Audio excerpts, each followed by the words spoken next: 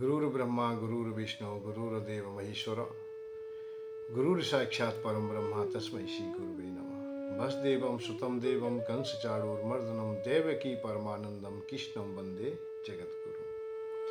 भगवान श्याम सुंदर माँ राधे रानी के श्री चरणों में शत शत नमन।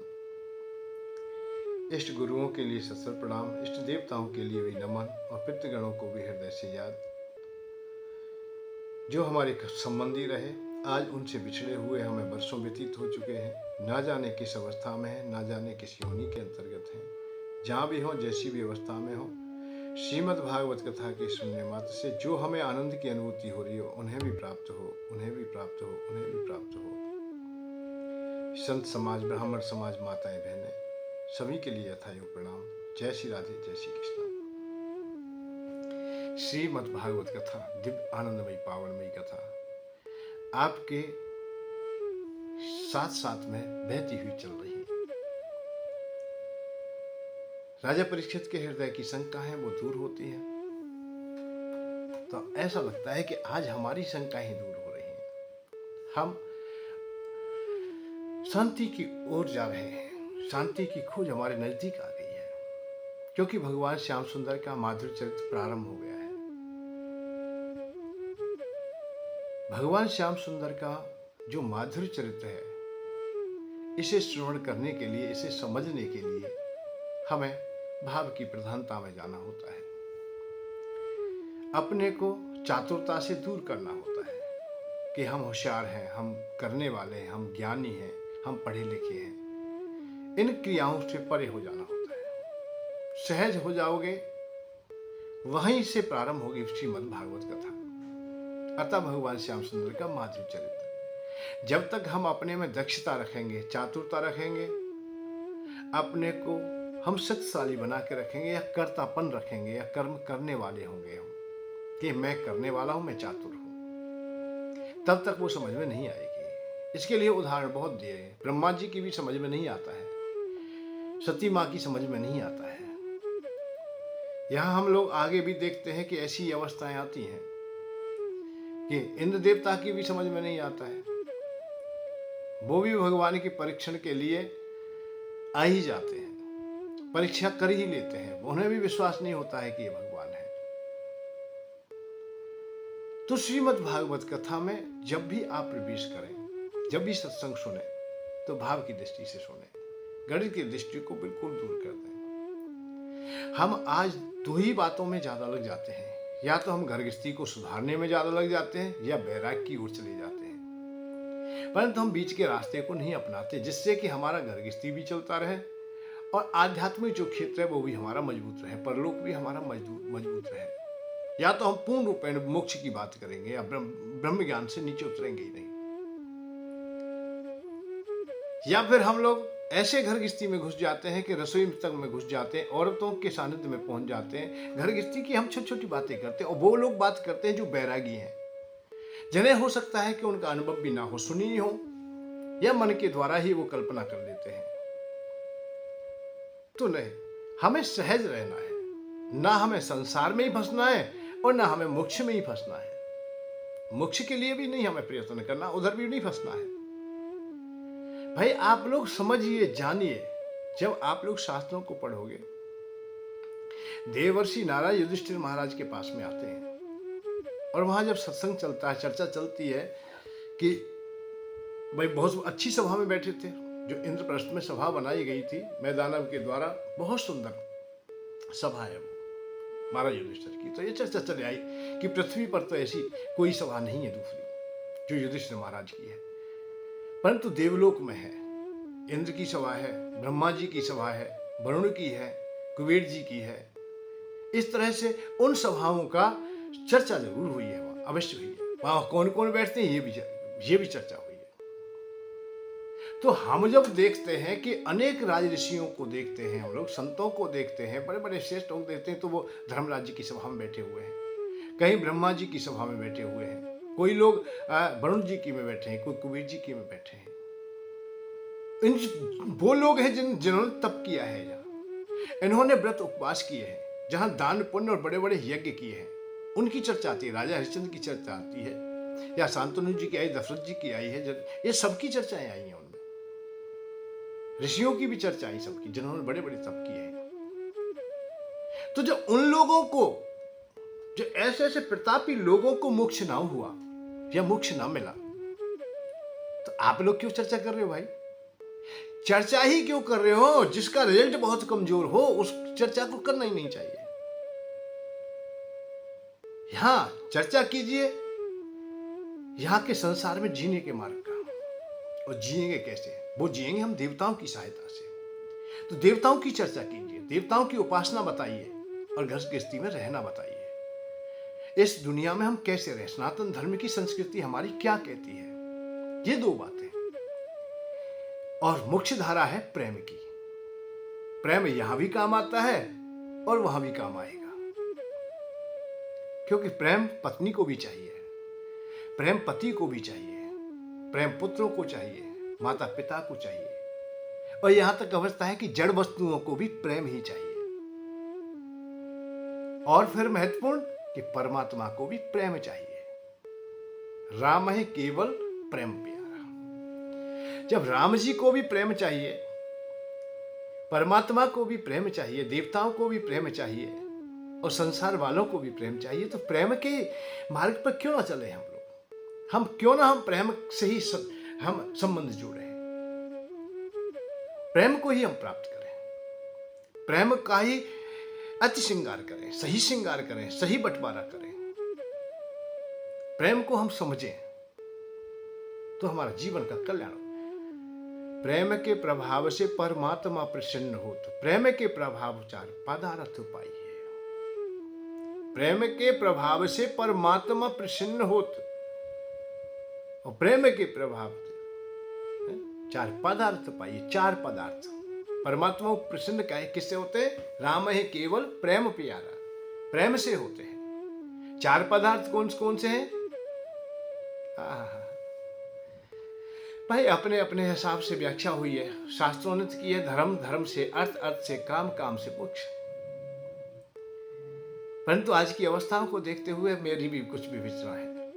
मैं ये कहता हूं काम, काम से अर्थ, अर्थ से धर्म, धर्म से मोक्ष। पहले अपना अच्छा काम कीजिए, काम तुम्हें प्राप्त हो, या संसार की कामनाओं की पूर्ति हो, या इच्छाएं, प्राकृत इच्छाओं का होता है जब उसको भी काम कहते हैं। तो काम से फिर अर्थ, अच्छा पाने की चाह, कुछ ना कुछ तो पाएंगे। काम जिसका अच्छा है उसको अर्थ मिल जाता है, अर्थ जिसका अच्छा है उसके पास में धर्म हो जाता है, और जो धर्म करता है वो शांति मिलती है, यही मोक्ष है। तो चार पदार्थ तुम्हें जो महत्वपूर्ण है वो मिल जाएगी। किससे? प्रेम से। और प्रेम के प्रभाव परमात्मा प्रसन्न हो, तो प्रेम के प्रभाव चार पदार्थ पाइए। चार पदार्थों को पालेंगे हम प्रेम के प्रभाव से। तो प्रेम बहुत सुंदर सामान है, और प्रेम को जब हम अपनाएं, खोज के लाएं, तो कितना अच्छा लगेगा। और प्रेम के प्रभाव परमात्मा प्रसन्न हो, तो प्रेम के प्रभाव चार पदार्थ पाइए। और प्रेम के प्रभाव देव मानव से देव हो, तो प्रेम बिन देवता हु दानव कहाइए। प्रेम बिन देवता हु दानव कहाइए।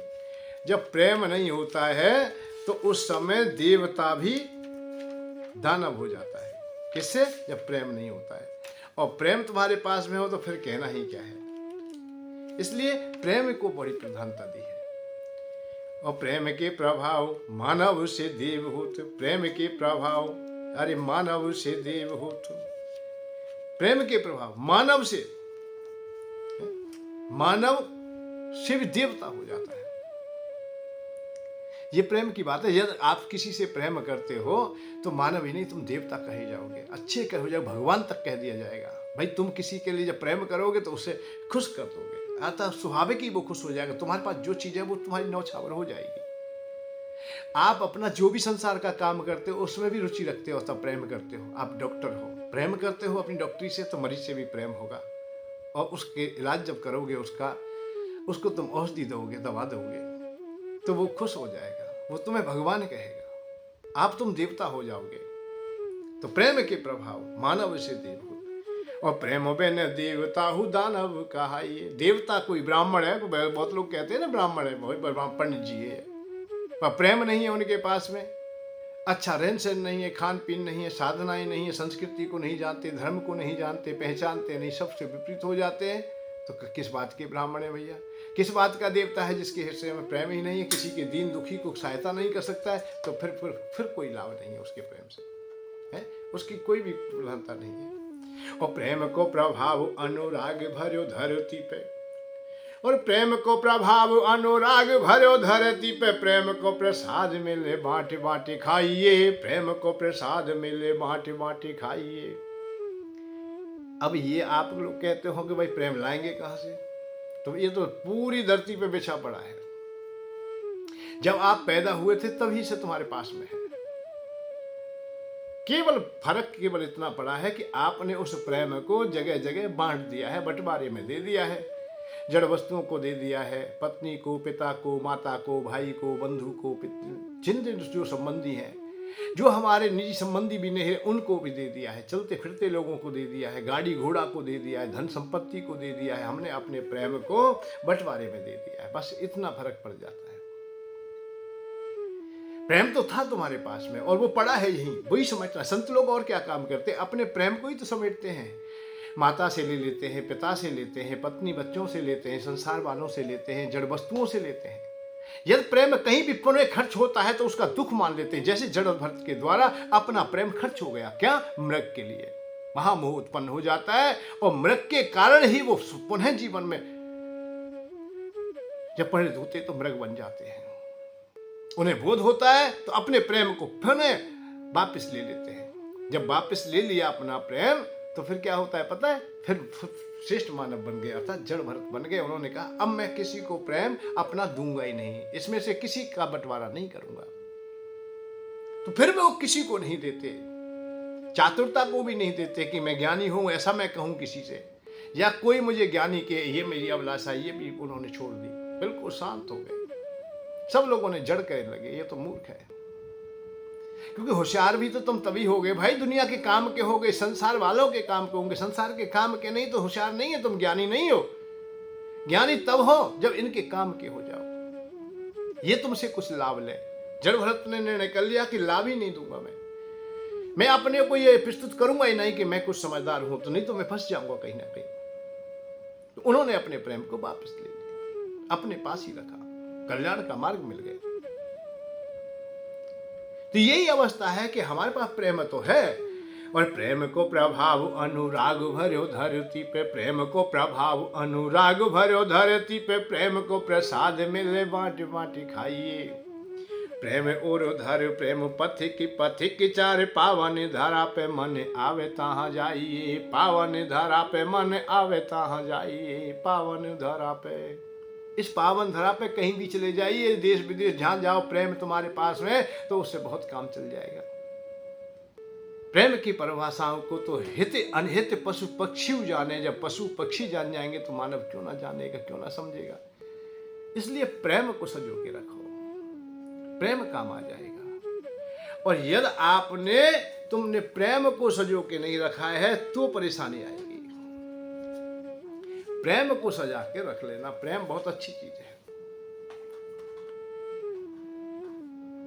श्रीमद् भागवत कथा में यही बात आती है कि भक्ति के अनुसार, भाव के अनुसार अपने को तुम उस तरह मजबूत बनाए रखें, बड़ा आनंद आता है। मैं ये नहीं कह रहा हूं इस प्रेम की भक्ति की तुम्हारी ये कहते हो तुम बाबा जी हो जाओ, नहीं नहीं। प्रेम को अपनी पत्नी को भी अरे रखिए ना घर में, उसे अंधापन होकर के नहीं, आप विवेकवान होकर के प्रेम को खर्च कीजिए। पत्नी से प्रेम करोगे तो सबसे पहले तो यह है कि यहीं प्रतिष्ठा पा जाओगे, यहां तो तुम्हें मिल ही जाएगा कुछ। अरे परमात्मा से प्रेम नहीं करे, पत्नी से ही कर रहे हो तो पत्नी से यदि प्रेम करते हो तो घर गृहस्थी में तो अच्छे रहोगे, फिर तुम्हें दुनिया में कोई दूसरी नारी दिखाई ना देगी। पत्नी के रूप में कोई है तो वो मेरी पत्नी है। क्यों? कि अपनी पत्नी से हम प्रेम करते हैं। प्रेम में जब कमी होगी तब किसी नारी को दूसरी को देंगे हम क्यों दें? हम हमारी नारी हमारे पास जितना था, जितना शुल्क था, जितना पैसा था, वो हमारी पत्नी के पास है। अब हमारे पास जेब खर्च है ही नहीं तो हम देंगे किसको? तो ऐसे ही हम लोग अपने भी संबंधियों से और इस संसार वालों से भी स्थिर प्रेम कर लेते हैं तो भी हमारा कल्याण हो जाता है। देश से कर लेते हैं, धर्म से कर लेते हैं, माता से, पिता से, किसी से भी कर लेते हैं। इन लोगों ने जिनके नाम भक्त हैं उन्होंने प्रेम ही तो किया था। श्रवण कुमार ने अपने माता पिता से ही प्रेम किया था, भरत भैया ने अपने भैया से ही प्रेम किया था, हनुमान जी ने अपने स्वामी से ही प्रेम किया था। पतिव्रता स्त्रियां अपने पति से ही प्रेम करती हैं और भक्त हमेशा भगवान से ही प्रेम करता है। भगत सिंह ने देश से प्रेम किया था, सबके सामने भक्त लग गया। देश भक्त है वो, कोई भाई भक्त है, कोई माता पिता भक्त है, कोई गुरु भक्त है, कोई प्रभु भक्त है। तो प्रेम के साथ में भक्ति जुड़ी हुई है और भक्त नाम रख जाता है तुम्हारा। पर प्रेम अपना पास होना चाहिए, प्रेम में परेशानी ना हो, फिर बड़ा आनंद आता है। श्रीमद् भागवत कथा अनेकों मार्गों का अनुसरण करते हैं, अनेकों उदाहरण देती है। कोई भी लीला ऐसी नहीं है जो हमें सहज ज्ञान ना देती हो, हमें उस बोध की ओर न लाती हो जहां से हमारा मानव जीवन श्रेष्ठ हो जाए, अहलोक और परलोक दोनों। ध्यान देना, यहां जीते हो तो भी अच्छा है और जीने के बाद तुम परम लोक की यात्रा करते हो, परलोक में जाते हो तो वहां भी तुम्हें अच्छा ही सम्मान मिले। ये कहिए कि ये तो वो खीर है जो घर खा के चलते हैं, उन्हें बाहर भी खीर मिल जाती है। इस लोक में अच्छी प्रकार से रह लेते हो, अच्छा प्रेम बांट लेते हो तो वहां भी प्रेम मिल जाएगा। भगवान श्याम सुंदर की माधुर लीला में ब्रज की बालिका है। कार्तिक महीना जैसे ही प्रारंभ हुआ है तो यमुना मां में स्नान करने के लिए चली जाती है। पहले रही होगी कोई परंपरा। हेमंत प्रथमे मासी नंद ब्रज कुमारिका। कार्तिक का महीना है, हेमंत ऋतु प्रारंभ हो गई है, तो ब्रज की जो कुमारी कन्या है वो यमुना गई है। चरु हवश्य, जो देवताओं के लिए कुछ दिया जाता है, जिन्होंने कत्यायनी अर्चना अर्थात कत्यायनी माँ की पूजा भी वो करती है। कत्यायनी महामाए वो निरंतर पूजा प्रार्थना करती है। महायोगिन धीश्वरी नंद गोप सुतम देव पति में कुर्ते नम, अर्थात हमें ऐसा पति मिले या हमें माधवी मिले, हमें कृष्ण ही मिले पति के रूप में, ये प्रार्थना करती है कत्यायनी माँ से। और ये परंपरा आज भी कार्तिक का महीना जब होता है, कुंवारी कन्याएं स्नान करती हैं, पूरे महीने मास स्नान करती हैं और वो भगवान से यही प्रार्थना करती हैं कि हमें अच्छा पति मिले, अच्छा घर मिले, अच्छा वर मिले, हमारा जीवन सुखमय व्यतीत हो। तो उस समय जब स्नान करती थी, रात्रि का अंधेरा होता था, भाई पहला प्रथम प्रहर चालू हो रहा है, रात्रि का चौथा प्रहर खत्म हुआ, अभी अंधेरा है, अभी भोर हुआ भी नहीं है, पीरी नहीं फटी है अभी। तो वो क्या करती थी गोपियां कि यमुना में घुस जाती थी। भाई कपड़े का अभाव भी था, हो सकता है उस समय में, तो वस्त्रों को किनारे पर रख करके वस्त्रों को उतार करके यमुना में प्रवेश कर गई। अब उनके पास कोई वस्त्र नहीं है। एक दिन भगवान श्याम सुंदर का कुछ कौतिक सूझता है, तो इसलिए उन्होंने वस्त्रों को उठा लिया। वही यमुना जी के किनारे विशाल काय कदम का पेड़ है, उसी की टहनियों पर टांग दिया। और जैसे ही वो नहा करके निकली तो उन्होंने देखा वस्त्र नहीं है, तो जल से बाहर आए कैसे। चारों तरफ देखा है, बंसी मधुर मधुर बजने लगी। समझ गए कि कृष्ण के अलावा कोई भी ये काम नहीं कर सकता। आवाज लगाई, उन्होंने भी आवाज दे दी कि हाँ मैं ही हूं। मान के हमारे वस्त्रों को दे दीजिए और वहीं रख दीजिए और निकल जाइए यहां से। नहीं, ऐसा नहीं हो सकता है। अत्रागता बला कामा स्वास्वावास प्रगृत्वाम, प्रभस आप बाहर निकल आइए और ले जाइए अपने वस्त्रों को। जब इस प्रकार की जब वाणी फूटी, इस प्रकार की बात हुई, तो वो संकोच में हो गए कि हम स्त्री हैं, हम बाहर नहीं आ सकती। बल्कि घुसी भी तो है, आप लोग जल में प्रवेश किए, ऐसे बाहर निकल जाइए। माने क्या तुम्हें लाज नहीं आती है?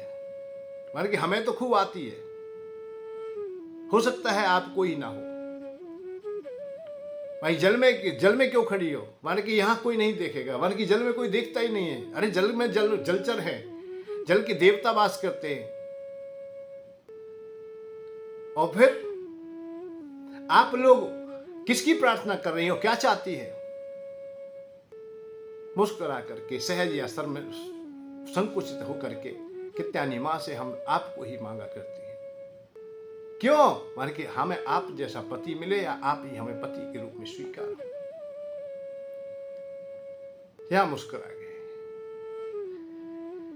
कि स्त्री जब पति चाहती है, परमात्मा रूपी पति चाहती है, तो फिर उससे छुपाव क्या है?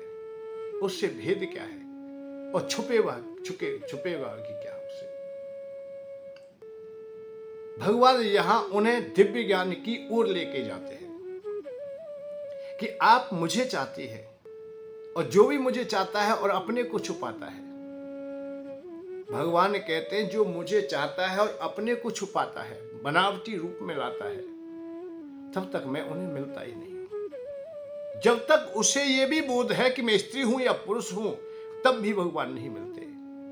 जो सहज हो जाता है, ना वो स्त्री रह जाता है ना वो पुरुष रह जाता है। जब समर्पण होता है, जब हृदय में करुणा उत्पन्न होती है, कोई विकार होता ही नहीं है। विकार में है स्त्री पुरुष, तो विषय में है स्त्री पुरुष। जब विषय हमसे दूर हो जाते हैं तो हम विकार रहित हो जाते हैं। विषय जब हमारे पास होते ही नहीं तो हम विकार रहित हो गए। इसी का नाम पूर्ण वैराग्य है। अब भगवान उन्हें अपनाते हैं, इसीलिए इशारा किया है, निर्मल मन जन सो मोई पावा, मोई कपट छल छिद्र ना भावा। मुझे कपट छल छिद्र नहीं अच्छा लगता है, इसलिए सहज हो जाइए। और किसके लिए? परमात्मा। परमात्मा से क्या छुपेगा भाई, बाहर भीतर ऊपर नीचे जहां कहीं भी है, क्योंकि भगवान ने कहा है सब जगह मैं हूं। मया सर्वम वेदम व्याप्तम मयि सर्व प्रतिष्ठितम। हर जगह प्रतिष्ठित हूं, सब जगह स्थित हूं। ऐसी कौन सी जगह है जहां नहीं हूं? आत्मसाखी विपूर्णो एको मुक्तस्त दाक्रिया असंगो निष्प्रहा शांतो भ्रमात् संसार बानवा। केवल भ्रम मात्र से ही आप संसार को सत्य जैसा देखते हो, नहीं तो असंग है, संग है ही नहीं। ये दुनिया में जो कुछ हमें दिखाई देता है, ये शरीर का भी हमारा आज का संग है, कल का नहीं है। पहले भी नहीं था, आगे भी नहीं रहेगा। बीच बीच में थोड़ा संग मिला है, ये हमें तुम्हें भास रहा है। जैसे जादूगर के तमाशे में अनेक कौतिक होते हैं, रस्सी में जैसे अंधकार के कारण सर्प की भ्रांति हो जाती है, सत्य जैसा ही ऐसा जीवन लगता है, जबकि नहीं है। यहाँ ये बात आत्म साक्षी, आत्मा ही साक्षी है जो सदैव रहने वाली है। और बात तो मुक्ति है, तू अपने में समझेगा। आत्मेव केवलम सर्वो भेदो भेद न विद्यते। आत्मा ही केवल सर्व है, अतः सत्य है। भेदो भेदो न विद्यते, अतः भेद जो उत्पन्न होता है तुम्हारा, अपना पराया प्राकट्य दुख सुख ये सब कुछ होता है, प्रकृति में होता है, वो केवल तुम्हें भासता ही है, सत्य में नहीं है वो। मयि सर्वाणि भूतानि सर्वभूतेषु च उत्पत्ति। भगवान ने कहा है कि ये सब चराचर जगत जितना भी है मुझसे तो उत्पन्न है। समस्त भूत जितने भी हैं, जितने प्राणी है, वो सब मुझसे उत्पन्न है, वो मेरे द्वारा ही प्राप्त है। मयि सर्वाणि भूतानि सर्वभूतेषु च उत्पत्ति। गीता में भी ऐसा इशारा किया है भगवान कृष्ण ने, अर्जुन से कहा है कि अर्जुन, ये जितना चराचर जगत है वो मुझसे तो उत्पन्न है। सब सर्व योनिषु कुंतेषु, सर्व योनियां जितनी भी उत्पन्न हुई हैं हे कुंते, मूर्तियां संबंधियां जितना भी उत्पन्न हुआ, जितनी भी तुझे चराचर जगत में कीट पतंग पशु पक्षी लता पता जो कुछ दिखाई देता है, देवता यक्ष गंधर्व मानव सब, वो सब मुझसे उत्पन्न है। तस्या ब्रह्म महत योनि अहम बीज प्रजपिता। जितनी भी योनियां, इनका बीज मैं ही हूं, अतः मुझसे उत्पन्न है। यहां गोपियों को भी भगवान श्याम सुंदर यही कहना चाहते हैं कि मैं हर अवस्था में हूं, मैं जल के भीतर भी हूं, जल से बाहर भी हूं। ऐसी कोई अवस्था नहीं है जहां मेरी सत्ता नहीं है, जहां मैं नहीं हूं। जब मैं सब जगह हूं तो फिर संकोच क्या? और मुझे ही आप पाना चाहती हो, और पाने का मेरा मार्ग तभी सुगम होता है जब हृदय से ये वासनाएं निकल जाए, इच्छाएं निकल जाए। अपने को तुम स्त्री समझती रहेंगी तब तक वासना है, जब तक आप लोग पुरुष रूप में अपने को समझते रहेंगे तब तक वासना है। ये गहरी बात है। यही अटल सत्य है कि जिस समय आपको बोध होगा या भक्ति चरम सीमा पर होगी या परम ज्ञान की ओर जाओगे, उस समय तुम्हें देह का भास रहेगा ही नहीं, और आत्मा स्त्री पुरुष होती नहीं। केवल देह तक का ही संबंध है तुम्हारा, देह की क्रिया। अतः प्रकृति से जब तक तुम्हारा जुड़ाव है, प्रकृति को तुम अपना माने हुए हो, तब तक ही तुम पुरुष हो, तब तक ही तुम स्त्री हो। और जब ये बोध है तो वो कामनाएं भी है, काम भी तुम्हारे साथ में है कि मैं स्त्री हूं, तो अपने अंगों को ढांकने का प्रयत्न करेगी। पुरुष है तो वो भी काम की याचना करेगा। परंतु ये याचनाएं कब खत्म हो जाती है, संकोच कब खत्म हो जाता है? जब हमें बोध होता ही नहीं है, बाल स्वभाव जैसा हो जाता है, सहज हो जाता है, फिर किसी को संकोच नहीं होता है। स्त्री तो उस समय भी होती है जब छोटे रूप में बालक होता है, और पुरुष उस समय भी होता है जब छोटे रूप में रहता है। परंतु उनके पास में कोई संकोच नहीं है, क्योंकि उनकी इंद्रिय इस समय मन बुद्धि चित्त पर उनके पे ये संसार सवार नहीं है। जब भौतिकता उन्हें प्राप्त नहीं है, अभी उन्होंने अर्जित नहीं की है, वो सहज है वो। इसीलिए बालक को भी भगवान का ही स्वरूप मान लिया गया, रूप मान लिया गया। तो भगवान कृष्ण यहाँ गोपियों को यही कहते, यदि तुम मुझे चाहते हो तो फिर मुझसे संकोच क्या, मुझसे अलग क्या है। और उन्होंने ये प्रमाण किया, मैं ही परमात्मा हूं, चराचर जगत में मेरी सत्ता है। आप लोग दूसरी बात यह है कि आप जल में स्नान कर रहे हैं, वस्त्रहीनता तुमने धारण की है। यदि कोई भी आ जाता है तो संकोच होगा, तुम्हारा सम्मान जाएगा, अच्छी बात नहीं। और जल में रह करके आप लोग ये सोचते हो कि हमें कोई नहीं देख रहा है, तो भी ये तुम्हारे लिए ठीक नहीं है। इसमें जल का भी अपमान है और अपनी संस्कृति का भी, अपने मान सम्मान का भी है। इसलिए ये मर्यादा ध्यान निश्चित करते हैं कि आप लोग विचार तो कर लेते हो कि हम जल में स्नान कर रहे हैं, नहीं, जल में भी नग्न इस अवस्था में तो बाथरूम में भी नहीं करना चाहिए। बाथरूम में भी यदि आप बंद हैं और उस समय भी नग्न अवस्था में स्नान कर रहे हो तो वो भी ठीक नहीं है। वरुण देवता का उससे भी अपमान होता है। स्नानम दानम तथा होमम, स्नान करते समय, दान पुण्य करते समय, आप दान कर रहे हैं, होम कर रहे हैं, यज्ञ हो रहा है, आप अपने वस्त्रों को सही प्रकार से ढांकिए। कोई भी तुम्हारा अंग ऐसा ना हो कि दूसरे को देख करके कोई विषय उत्पन्न होते हो। इसलिए मर्यादा को हमेशा ध्यान रखें। महाभारत में जिस समय देवर्षि नारद आते हैं, युधिष्ठिर महाराज उन्हें प्रणाम करते, नमन करते हैं, तो द्रौपदी को भी बुलवाते हैं। तो महाभारत स्पष्ट है कि जब द्रौपदी आई तो पल्लू ढांक करके अपने समस्त अंगों को वस्त्रों से लपेट कर तब उनके लिए, संत के लिए प्रणाम किया है। आज हम देखते हैं कि कथा जब सुन रहे हैं, हम अंगों को हम ढांकते नहीं, हम अंगों को खोल करके कथा सुन रहे हैं। व्यास जी महाराज के सामने अंगों को खोल करके और छोटे छोटे ब्लाउजों को पहन करके बैठ जाते हैं। इससे क्या दिखाना चाहते हो?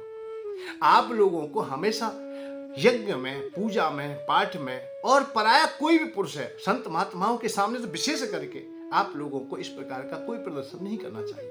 ये हमारी संस्कृति कहती है। हम पढ़े होते, हम संस्कृति को जाने होते तो हम छोटे कपड़े पहनते ही नहीं। हम मर्यादाहीन वस्त्रों को पहन करके हम अपने को ये कह के हम मर्यादा वाले नहीं। भगवान श्याम सुंदर यहाँ ये कह रहे हैं कि तुमने ये विचार कर लिया कि जल में हम जल में है और जल में कोई नहीं देख रहा है, तो नहीं, तुमने गलत किया है। जल में भी पाप है, वरुण देवता निवास करते हैं, इसलिए तुम्हें जल में भी नग्न नहीं रहना चाहिए। देवता तो देखते हैं, देवताओं का अपमान होता है। शयनम गवनम भुजम, रात्रि में सो रहे हो और अपनी रजाई में हो, उस समय भी नग्न अवस्था में नहीं, अपनी लंगोटी होनी चाहिए, अपने अंतर जो वस्त्र है वो तो पहने होने ही चाहिए। और रास्ते चलते समय भी आपको नग्न नहीं होना चाहिए। विवस्त्रो ना कुर्वन्ति, बगैर वस्त्र के नहीं रहना चाहिए। कुर्बान और पाद प्रतिभवित, ये ऐसा करने से पाप पड़ जाता है, बहुत बड़ा पाप होता है। पाप कृत भवेत, अर्थात पाप ही पाप हो जाता है, महापाप हो जाता है। और फिर क्या होता है पाप होने से? भाई पाप होने से गरीबी आएगी, भूखमरी होगी, मन अशांत रहेगा, विद्या नहीं मिलेगी, बल नहीं रहेगा, घर में रोग हो जाएंगे, बहुत प्रकार की पीड़े, संसार की पीड़ाएं वो रहती है, क्योंकि देवताओं का आशीर्वाद आपको नहीं प्राप्त है। क्योंकि जल के देवता का अपमान किया, इसलिए तुम जल पान करोगे, जल से अनेकों रोग होंगे, अतः रोग दूर नहीं होंगे, जल के ही रोग हो जाएंगे। जल पीते जुकाम हो गया, खांसी हो गया, बुखार हो गया, लीवर खराब हो गया, किडनी हो गई, फिर बहुत है शुगर हो गई, ना जाने क्या क्या रोग हो सकते। तो ये ना समझे कि आप पाप नहीं पड़ता, पाप पड़ता है। जल का भी आप सम्मान कीजिए, वायु देवता का भी सम्मान कीजिए। ये बात, यह मर्यादा, जो भी कथा हमारे पास भगवान श्याम सुंदर की होती है, माधुर्य चरित्र के साथ में हमें लौकिक पारलौकिक दोनों अवस्थाओं को देखने के लिए प्राप्त होता है कि आप लोगों को ये मर्यादित की गई कि आप बगैर वस्त्रों के इन स्थानों पर ना जाए और ना रहे। स्नानम दानम तथा होमम शयनम गवनम भुजम विवस्त्रो नाग प्राकृवती कुर्वीण पाप कृत भवेत, अर्थात कुर्वाणम पाप कृत भवेत, अर्थात आप पाप से बचना चाहते हैं तो इन कामों को छोड़ दीजिए। कि रास्ते चलते या हम सोते हुए या नहाते समय या खाते हुए या हवन आदि करते समय कोई भी ऐसा काम करें तो वस्त्रों का हमेशा ध्यान रखें। गोपियों की समझ में उन्हें वस्त्र दे दिए हैं और उन्होंने भी पूर्ण रूपेण भगवान श्याम सुंदर को परमात्मा स्वीकार कर लिया, पति रूप में स्वीकार कर लिया, महाराज में भी सम्मिलित होते हैं। तो श्रीमद् भागवत कथा हर मोड़ से समझाती है। भगवान कृष्ण हर प्रकार से कहते हैं कि जब तक मैं प्राप्त नहीं होऊंगा, जब तक तू अपनापन ना छोड़ देगा, सर्वधर्मा पराते जब मामेकम शरणम रजा, तू समस्त धर्मों का त्याग न करके मेरी शरण में नहीं आएगा, तब तक मैं तेरे पापों को नहीं रोक सकता। पापों को सूख लूंगा, अहम तो असर्व पापभ्यम मोक्ष स्वामी मां सुचा, तेरे पापों को मैं सबको भस्म कर दूंगा। कब? जब तू मेरी शरण में आ जाएगा। तो वही भाषा है गोपियों से कि तुम मेरी शरण में आ जाओगी तो फिर तुम सदैव के लिए मेरे हो जाओगे। जब तक भगवान के नहीं होंगे, जब तक हम लोग अपनी चातुरता कहीं भी छुपा के रखते हैं, कुछ भी बना के रखते हैं, इसलिए हमेशा भगवान को माधुरता से ही स्वीकार करें। शंका तो बहुत लोगों को होती है, बताया देवराज इंद्र को भी हो गई। भगवान श्याम सुंदर की लीलाएं बड़ी आनंदमय है। ब्रज में इंद्र की पूजा हुआ करती थी। नंद बाबा आज बड़े उत्सव मनाते थे। जब पूजा का दिवस आया है कि इंद्र की पूजा की जाएगी, तो कृष्ण भगवान ने उन्हें पूछ लिया, बाबा किसकी पूजा करते हो? माने कि इंद्र देवता की। माने इंद्र देवता क्या करते हैं? माने कि वर्षा करते हैं। तो वर्षा करते हैं तो उससे घास उत्पन्न होती है, घास से गाय हमारी का पालन होता है, गायों से हमारी जीविका चलती है, यही हमारी दिनचर्या है। तो इसलिए हम इंद्र देवता की पूजा करते हैं। माने बाबा कर्म के अनुसार ही सबको फल मिलता है। देवराज इंद्र घूस लेकर के हमें वर्षा करेंगे, वो कौन है? वो तो केवल व्यवस्था पाके व्यवस्था करते हैं। ये तो देवताओं की क्रिया है। वरुण देवता को जल की व्यवस्था करनी है, वो इंद्र है, अतः देवताओं के राजा है, व्यवस्था करने के लिए है। परंतु ऐसा तो नहीं है कि वही वो सब कुछ है। यहाँ तो गिरिराज जी महाराज हमारी रक्षा करते हैं, वही हमें घास देते हैं, वही बल देते हैं। मान के भैया ऐसे कैसे? नहीं, ऐसा नहीं होता है। मान के नहीं बाबा, कर्म ना जाए ते जंतु कर्मणेव विलीयते। कर्म के अनुसार ही मानव जीवन पाता है और कर्म के अनुसार ही वो विलीन हो जाता है, अर्थात मृत्यु को प्राप्त होता है या फिर उत्पन्न होता है। कर्म का ये सुख दुखो भय क्षेम, अर्थात सुख और दुख आज भी हमें सुख दुख और आनंद का जो अनुभव होता है वो भी कर्म, कहीं ना कहीं कर्म ही है। कर्मणे वापि बद्धते कर्तारं भजते सो अपि। इसलिए हमेशा ध्यान रखें कि कर्म की प्रधानता है। भगवान कृष्ण कुछ और तरीके से बोल रहे थे। बाबा को थोड़ा ऐसा लगता है, भैया लाला तू ऐसा क्यों बोल रहा है? देवताओं का अपमान करेगा तो वो नाराज हो जाएंगे और हमारा सब कुछ। अरे बाबा, मैंने सुना है जो तुम कह रहे हो वो तो ठीक है, परंतु गिरिराज हमारा सचमुच का देवता है। आपने कभी पूछा ही नहीं, कभी जाना ही नहीं। तेरा देव इंद्र कभी खाने आता है? मैंने कि नहीं आता है। अब गिरिराज जी तो खुद खाते हैं और घास देते हैं और सबको आशीर्वाद देते हैं, हाथ से भी देते हैं। तुम जाकर के देख लीजिए। मान के हम कैसे माने? मान के चलो भोजन लेके चलो, गिरिराज जी की पूजा करो, मान गिरिराज मिलेगा निश्चित, मेरा विश्वास है, मैंने देखा है उसे। नंद बाबा और ब्रजवासियों को लेकर के गिरिराज जी की शरण में जाते हैं, आवाज लगाते हैं कि भैया गिरिराज, भैया गिरिराज। देखे तो कमरिया ओढ़े हुए, लकुटिया हाथ में लिए हुए, ऊपर गिरिराज पर्वत की चोटी से उतरते चले आ गए। भैया कह कन्हैया कैसे याद करो? ये बाबा सब कह रहे हैं कि हमने देखो ना है, हमने देखो ना है, तेरो देवता तो देख ले। भैया तू भूखो तो ना है, क्या चाहे तो? मान के भैया मुझे भूख तो लग रही है, जितना भोजन हो गिरिराज जी को दे दियो। गिरिराज जी सब खाते गए। बड़ी आनंदमय कथा है। वैसे विस्तार से कभी समय आता है, बहुत सुंदर है। जब अंत में उन्हें पानी की भी आवश्यकता होती है तो वह मन के द्वारा गंगा जी का प्राकट होता है, अर्थात मानसी गंगा के रूप में वो सरोवर आज भी है। कृष्ण भगवान ने अपना ही रूप, अपना ही स्वरूप और गिरिराज जी के रूप में परिणित कर दिया, अर्थात उसी में समा गए। क्योंकि भगवान सब भक्तों की इच्छा की पूर्ति कहीं ना कहीं किसी ना किसी रास्ते से कर ही देते हैं। ये वो पर्वतराज है जो हनुमान जी लेके आ रहे थे। सेतु बन रहा था परंतु पूर्ण हो गया कार्य, उन्हें वहीं छोड़ना पड़ा। भगवान का आदेश आ गया। गिरिराज कहने लगे भैया मैं तो अपने स्थान से भी चला गया, प्रभु के काम में नहीं आया तो क्या करूं? आज मेरे जैसा दीनहीन तो कोई नहीं हो सकता है। हनुमान जी ने कहा कि चिंता ना कर, भगवान को पूछ लेता हूं। भगवान को जब पूछा, भगवान ने कहा समय आने दीजिए, इनका भी सम्मान हो जाएगा, मेरा ही रूप मिल जाएगा इसे। समस्त गिरोह में ये राजा होगा। सबका राजा होगा, गिरिराज कहा जाएगा। तो वही अवस्था को देखते हुए भगवान ने आज गिरिराज जी की पूजा की और गिरिराज जी को ही अपना स्वरूप दे दिया। आज तक पूजे जाते हैं। परंतु ये पूजा जब हुई उनकी, परंतु इंद्र को अच्छा नहीं लगा, क्योंकि मेरी पूजा जब उन्हें खबर गई, दूत वगैरह ने बताया कि भाई ऐसे ऐसे बात है, तुम्हारी पूजा को छीन लिया भाई किसने, एक कृष्ण नाम का एक बालक है, उसने तो गिरिराज जी की पूजा कराई है। भाई गिरिराज जी को हम देखेंगे, गिरिराज जी को बहा के छोड़ेंगे तो बड़ी बड़ी बरसात, मेघमालाओं को आदेश दे देते हैं और वो बरसने लगते हैं। इंद्र ने तो स्पष्ट कह दिया, ये कृष्ण बड़ो छलिया पायो, ये कृष्ण बड़ो छलिया। गिरिराज जो खुद बन के आयो, ना व्यंजन को टुकड़ा पायो, गिर ऊपर बैठे हरि हरि गोविंद हरि गोपाल हरि जय जय प्रभु दीन दयाल हरि। इंद्र को जब मालूम पड़े तो इंद्र ने तो मेघमालाओं को आदेश दे दिया है, बकवादी मूर्ख अवमानी ब्रजवासी समझे जाए ज्ञानी। ब्रजवासी ने मैं देख लूंगा और जाए अवमानी, कैसे अवमानी हो गए हैं, मेरी पूजा नहीं कर रहे हैं और एक पर्वत की पूजा कर रहे हैं या कृष्ण की पूजा कर रहे हैं, भाई की बात माने, मैं सब नष्ट कर दूंगा। बकवादी मूर्ख अवमानी ब्रजवासी समझे जय ज्ञानी, ना चिंता ब्रज की करी करी, गोविंद हरि गोपाल हरि जय जय प्रभु दीन दयाल। भारी वर्षा होने लगी, ब्रजवासी सब लोग ताय ताय करने लगे, गाय बेचारी बहन लगी, इधर से उधर भाग दौड़ होने लगी। ऐसा लग रहा हो कि ब्रजमंडल डूब ही जाएगा और कोई सहारा ना हो। मान के लाला हमने पहले ही कही कि तू इंद्र नाराज मत कर, मानी बाबा चिंता मत कर, हमारा गिरिराज तो होता है, चलो गिरिराज के पास में वही सहायता बताएंगे, मान के उनकी शरण में जाएंगे। गिरिराज के पास गए, भैया गिरिराज गिरिराज गिरिराज, मान के क्यों कहो क्या हुआ, मान के इंद्र इतनी वर्षा कर रहा हो, भैया हम कहाँ बाल करने छुपा में, कहाँ रोटी पानी करें, कहाँ व्यवस्था करें, गाय हम सब कुछ। मान के आ जाओ मेरे नीचे, आ जाओ मेरे पास, आ जाओ मेरी छाया में आ जाओ। मान के छाया में कहाँ कर गुज जाए, अरे तुम उठाओ तो सही, मैं उठ जाऊंगा भैया, थोड़े में ही उठ जाऊंगा। ये कौतिक भगवान का यहाँ ऐश्वर्य लीला का सहारा है।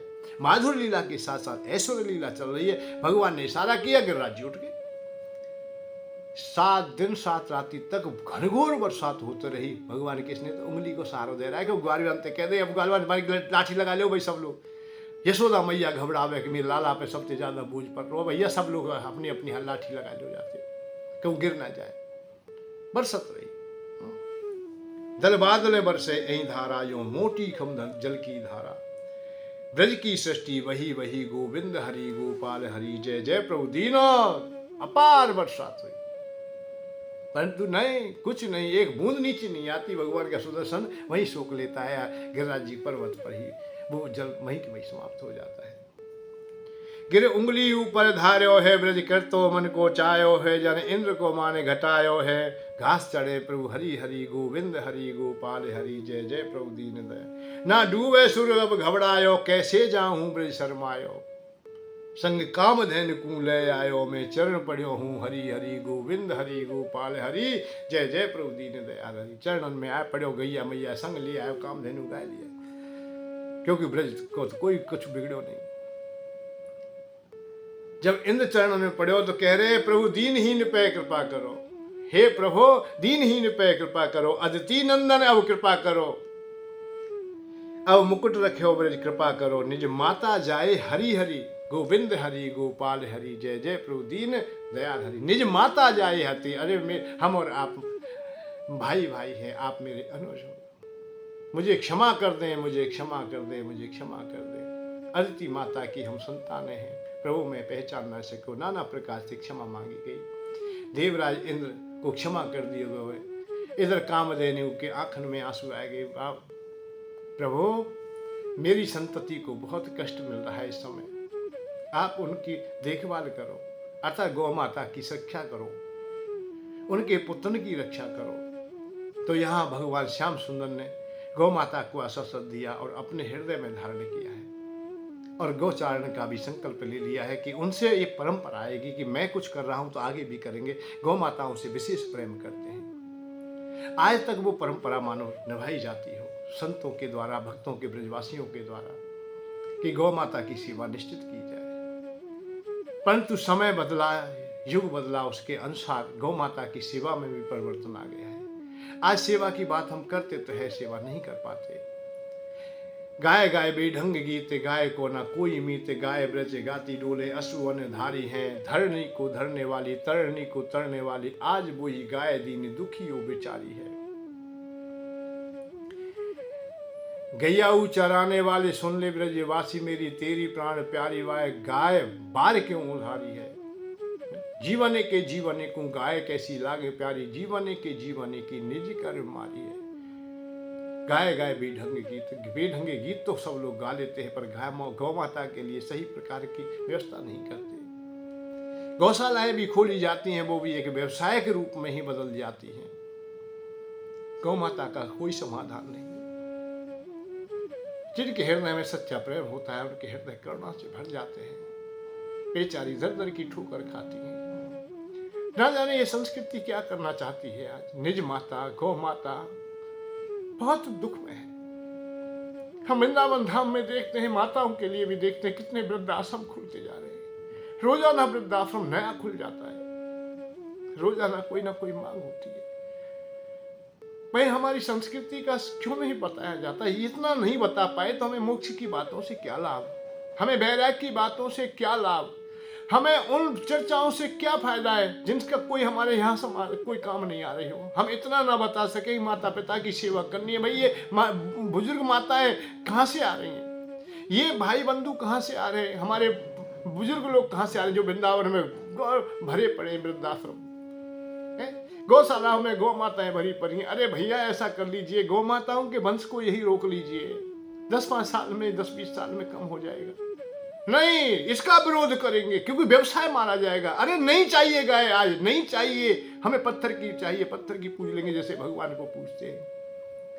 क्योंकि हम देखते हैं उन संत महात्माओं को, उन वक्ता प्रवक्ताओं को, वो गाय का दूध नहीं पीते, गाय के घी से हवन नहीं करते, गाय के घी से ये भंडारे आज नहीं करते।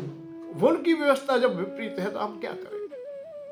हम देख रहे हैं, हम सच्चाई में कुछ नहीं कह पाते हमें, जबकि हमें वो बात करनी चाहिए जिसके द्वारा हमें शांति का मार्ग, सही मार्ग को हम अपना सके, सही ना बोल सके, बस यही बात है। और सही जो नहीं बोल पाता है वो अधूरा रह जाता है। बड़ी विचित्र स्थिति है।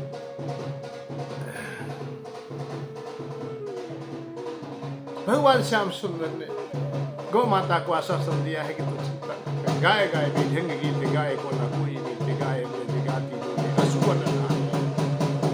भगवान की निरंतर लीलाएं चलती रहेंगी, निरंतर कथाएं चलती रहेंगी। भगवान श्याम सुंदर की दिव्य कथाओं का संग गिरिराज जी की बड़ी अच्छी प्रकार से पूजा होती है। देखिए यहाँ आश्रम में भी उत्सव मनाया जा रहा है, उनकी आवाज तुम तक पहुंच भी रही होगी। ब्रजवासी सब लोग परिक्रमा देते हैं, बहुत अच्छी प्रकार से परिक्रमा उन्होंने की है। और एक तो बहुत अच्छा ही भजन है, श्री गोवर्धन महाराज तेरे माथे मुकुट विराज रहे। श्री गोवर्धन महाराज महाराज तेरे माथे मुकुट विराज रहो। तो पे पान चढ़े, तो पे फूल चढ़े, तो पे पान चढ़े, तो पे फूल चढ़े, और चढ़े दूध की धारे, ओ धारे श्री तेरे माथे मुकुट विराज रहो। श्री गोवर्धन महाराज महाराज। भगवान अलग प्रकार की परिक्रमा दी, 7 कोष की परिक्रमा है, और चक्रेश्वर विश्राम नाना प्रकार के भजन गाए जाते हैं। गिरिराज जी की आज भी एक भी परिक्रमा जीवन में आप लोग दे देते हो तो आपके जीवन का कल्याण का मार्ग मिल जाता है। सच्चे है ऐसे आप लोग परिक्रमा गिरिराज जी आए। देखिए एक बात बताए तुम्हें, और कुछ मिले या ना मिले, यमुना जी वही हैं और गिरिराज जी वही हैं। गिरिराज जी को और एक गुण और है कि गिरिराज जी की परिक्रमा कहीं से भी प्रारंभ कर दी जाए वहीं से आनंद आ जाता है। इसलिए आप लोग परिक्रमा अपने हृदय से स्वीकार करें, बड़ा आनंद आएगा। श्रीमद् भागवत कथा दिव्य और आनंदमयी पावनमयी कथा अनेक मोड़ों से चलती है, बड़ा आनंद लेती है। इन्हीं शब्दों के साथ ही आप विश्राम लेंगे। ये जीवन बड़ा कीमती है, इसका लाभ ले लीजिए। जय श्री राधे, जय श्री कृष्णा। धन के साथ धर्म की ओर, सुख की खोज।